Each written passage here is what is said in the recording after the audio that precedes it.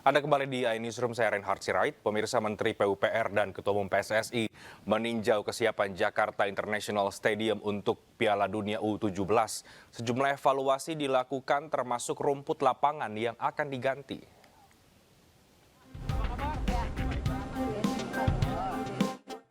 Selasa pagi, Menteri PUPR, Ketua Umum PSSI dan PJ Gubernur DKI Jakarta meninjau Jakarta International Stadium.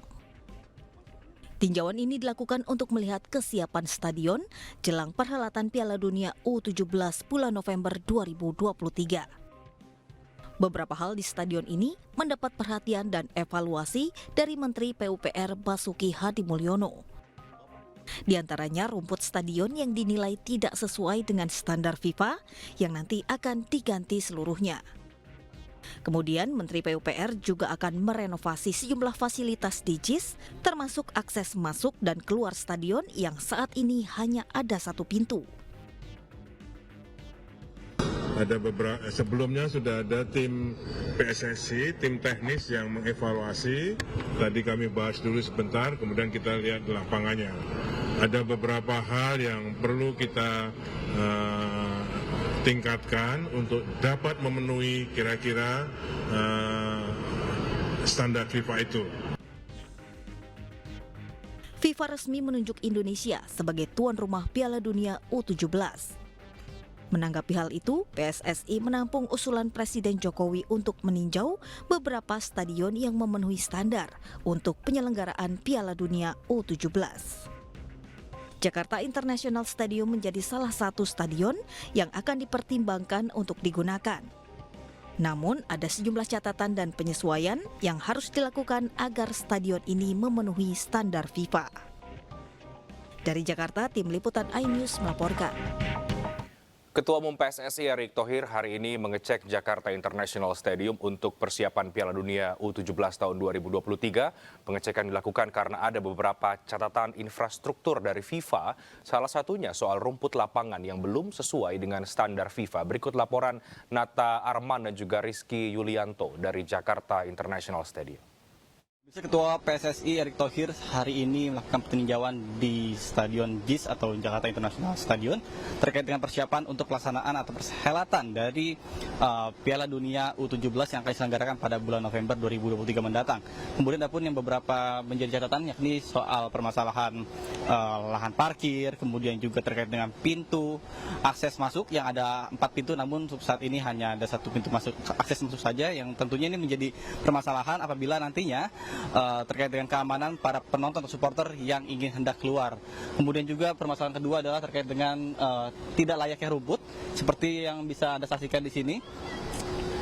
FIFA mengatakan bahwa untuk rumput yang saat ini masih belum layak untuk dilaksanakan untuk perhelatan dari Piala Dunia U17 yang akan diselenggarakan pada bulan November mendatang. Dan seperti diketahui bersama bahwa untuk jenis rumput sendiri adalah rumput Japonica atau rumput yang ditanam di rumput sintetis.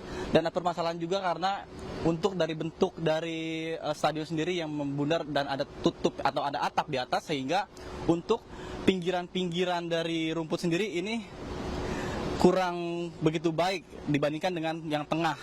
Karena idealnya untuk rumput sendiri harus mendapatkan sinar matahari selama 8 jam. Namun untuk pinggiran lapangan, rumput-rumput yang ini tidak sampai 8 jam, melainkan hanya dari pukul 8 pagi sampai dengan pukul 2 siang saja, ini sudah tidak mendapatkan asupan dari matahari. Sehingga inilah yang menjadi persoalan dari FIFA, sehingga ditargetkan selama 3 bulan, nantinya pihak dari PSSI juga akan mengoptimalkan untuk persiapan terkait dengan perhelatan dari Piala Dunia U17 yang akan diselenggarakan pada bulan November mendatang. Dari Jakarta, Nata Arman, Rizky Yulianto, iNews melaporkan. Ya, Piala Dunia U17 2023 resmi digelar di Indonesia. Selain Jakarta International Stadium, 6 stadion lainnya kemungkinan akan menjadi venue Piala Dunia kelompok umur itu. Lantas stadion mana saja? Berikut liputannya.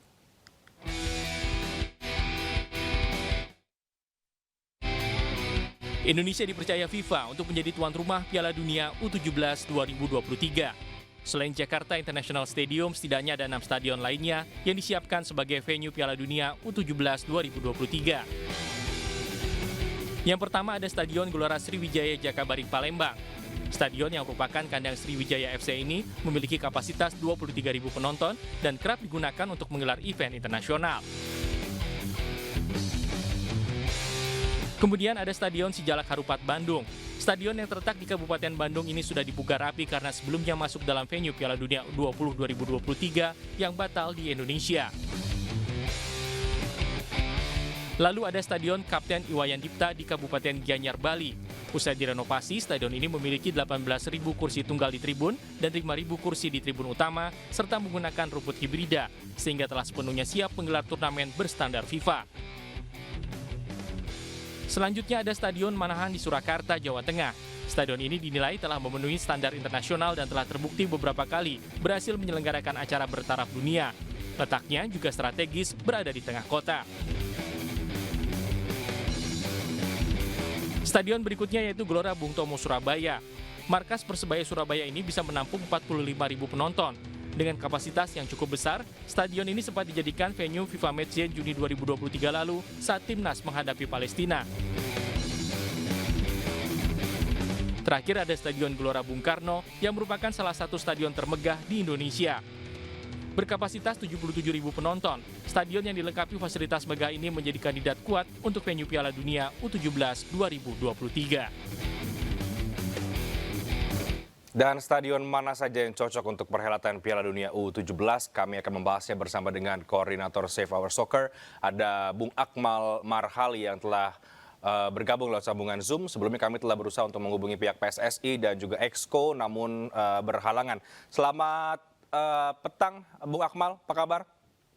Selamat petang, Rehat. Salam sepak bola, alhamdulillah baik. Baik, salam sepak bola. Kita langsung membahas soal stadion untuk Piala Dunia U17. Saya mau berangkat dulu dari JIS ketika ini akhirnya direnovasi oleh pemerintah, oleh PSSI juga tadi, karena ada sejumlah catatan dari FIFA terkait dengan kekurangan JIS yang belum memenuhi standar. Menurut Anda dari beberapa kekurangan tersebut ya, mulai dari soal rumput, pintu masuk, dan lain-lain, apakah memang itu sangat krusial atau masih kekurangan sifatnya minor, Bung Akmal? Ya, kalau menurut saya ini kekurangan minor ya. Kalau kita bicara stadion yang dipersiapkan sejatinya 6 stadion, tapi kemudian karena stadion utama Gelora Bung Karno Senayan pada tanggal 16 November akan digunakan konser Coldplay, maka dibutuhkan stadion alternatif sebagai pengganti. Nah, penggantinya kemudian direncanakan adalah Jakarta International Stadium. Kenapa Jakarta International Stadium dijadikan pengganti atau tidak masuk dalam bahasan ketika menjadi tuan rumah? Karena ketika kita mengusulkan menjadi tuan rumah Piala Dunia U20, JIS waktu itu belum dibangun, sehingga kemudian tidak dimasukkan dalam daftar usulan. Ada 10 stadion yang diusulkan, kemudian lolos 6, dan 6-6-nya sejatinya sudah lolos. Dan kalau kemudian kita gagal jadi tuan rumah Piala Dunia U20, infrastruktur kita sudah mencukupi. Kemudian kita ditunjuk menjadi tuan rumah U17, tinggal menggunakan 6 stadion yang sebenarnya sudah lolos verifikasi dari FIFA saat kita mengajukan diri menjadi tuan rumah Piala Dunia U20. Nah, kemudian JIS ini sejatinya ini kan stadion baru yang baru dibuka di sebuah lahan di mana butuh akses khusus. Kalau bicara standar, ini standar internasional. Di sini standar orang konsultannya aja dari FIFA juga. Tapi kan kemudian ada beberapa hal yang perlu dibenahi, misalnya soal pintu masuk yang saat ini hanya 1 pintu masuk. Untuk sebuah stadion sepak bola, pintu masuk itu 8 penjuru mata angin harus dibuka agar tidak terjadi penumpukan massa ketika akan masuk keluar khususnya. Kemudian yang tadi disebutkan adalah berdasarkan hasil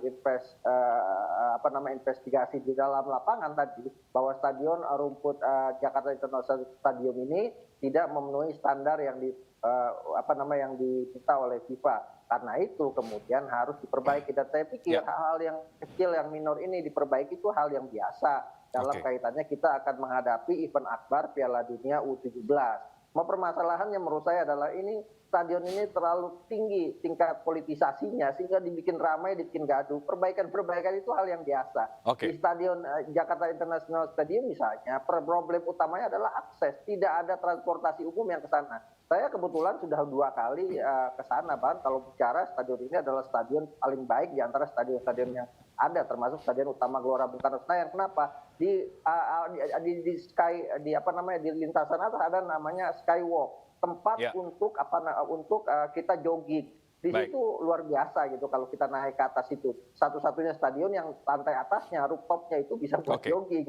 Nah, Oke. kemudian juga ruang ganti dan sebagainya itu sudah sangat luar biasa. Tinggal Ya. bagaimana akses. Yang dibutuhkan FIFA adalah aksesnya. Akses Ya. untuk kemudahan orang datang ke stadion. Nah, ini yang kita juga belum punya akses itu. Kenapa? Karena belum ada transportasi yang mengarah ke sana gitu. Nah, Oke. ini juga harus dipersiapkan oleh PSSI kalau ingin menggunakan Jakarta International Stadium sebagai salah satu stadion yang akan digunakan untuk Piala Dunia U17. Oke, jadi langkah kalau kemudian ini mau diperbaiki, direnovasi itu adalah langkah yang tepat karena untuk memenuhi standar FIFA tadi ya, Bang Akmal. Nah, Ya, bukan ini cuma kan standar FIFA, Ya. FIFA, Renhat. Ini juga perbaikan juga untuk jangka panjang. Artinya ke depan banyak Ya. event-event yang bisa digelar di Stadion Jakarta International Stadium. Jadi Ya. perbaikan ini bukan cuma karena U17, tapi bisa digunakan untuk jangka panjang ke depannya. Dan itu Oke. juga baik misalnya buat Persija yang kemungkinan misalnya akan berkandang di Stadion Jakarta International Stadium. Dan baik untuk seluruh rakyat Indonesia gitu. ya, Bung Akmal, selain JIS ya, ini kan kita juga tidak mungkin kemudian hanya membahas JIS saja karena tadi Anda katakan Betul. juga ini ada juga faktor-faktor lain mungkin ya. Ada sebetulnya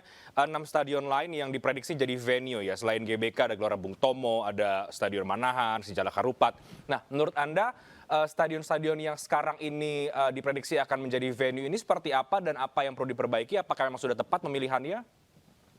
Ya, kalau stadion yang 6 kan sudah masuk dalam daftar FIFA ketika kita mengajukan diri sebagai tuan rumah U20. Dan itu semua sudah disetujui. GBK, Stadion Sriwijaya, kemudian Manahan, Stadion Sijalak Harupat, Stadion Gelora Bung Tomo, dan Stadion Iwayan Dipta. Semua sudah lolos verifikasi dari FIFA dan dinyatakan layak. Walaupun kemarin ketika jelang U20 ada masalah sedikit di Stadion Iwayan Dipta terkait dengan kursi. Dan itu dalam waktu sebulan bisa diperbaiki dan dibenahi. Infrastruktur kita tidak masalah. Untuk usia 17 ini misalnya, sebenarnya 4 stadion saja sudah cukup. Ketika Argentina menjadi tuan rumah Piala Dunia U20 menggantikan Indonesia, Argentina hanya memakai 4 stadion untuk U20. Dan Peru ketika mengajukan diri menjadi tuan rumah Piala Dunia U17, dia juga mengajukan hanya 4 stadion. Cuma permasalahannya, stadion-stadion Peru tidak lolos verifikasinya FIFA. Nah, kita ini semua sudah lolos. Artinya gini, ketika stadion utama Gelora Bung Karno Senayan tidak bisa dipakai untuk konser Coldplay karena sudah di-booking lebih dahulu,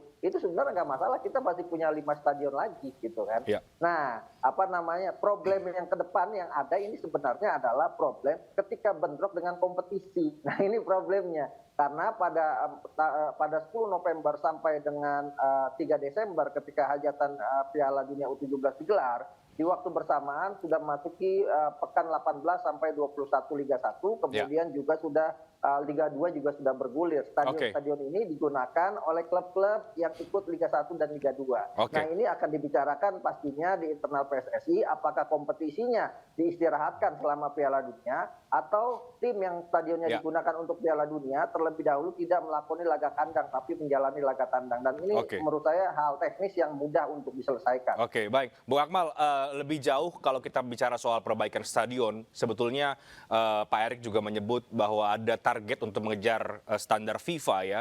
Ada 22 stadion yang akan diperbaiki, jumlah anggarannya tidak main-main 1,9 triliun rupiah. Ini langkah yang baik menurut Anda, Bung Akmal?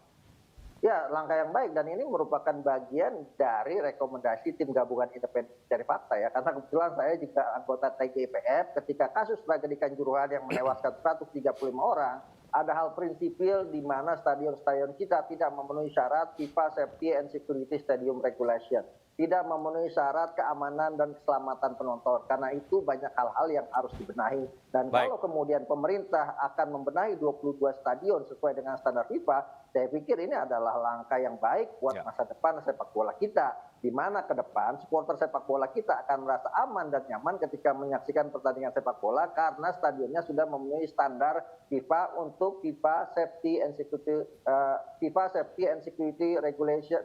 FIFA Safety and Security Regulation yang sudah ditetapkan di FIFA. Nah, ini penting buat kita ke depan. Baik, semoga semua perbaikan ini tentu memberikan kebaikan juga dan juga bagi prestasi sepak bola Indonesia dan semoga semua kesiapan untuk Piala Dunia U17 bisa berjalan dengan lancar ya. Terima kasih banyak, Bung Akmal Marhali. Penting saya cuma ingin menyampaikan satu pesan. Singkat, Pak. Jangan sampai karena Piala Dunia ini digelar berdekatan dengan kegiatan politik atau agenda Pilpres dan juga pemilu. Kita berharap semoga Piala Dunia ini tidak dibenturkan dengan kepentingan-kepentingan politik seperti halnya kemarin ramai-ramai stadion Jakarta International Stadium.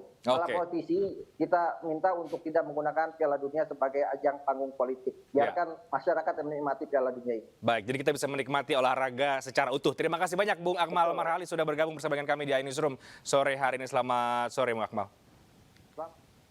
Dan usai menjalani 8 jam pemeriksaan, penyidik menemukan unsur pidana dalam kasus penistaan agama Ponpes Al Zaitun. Tetap bersama kami.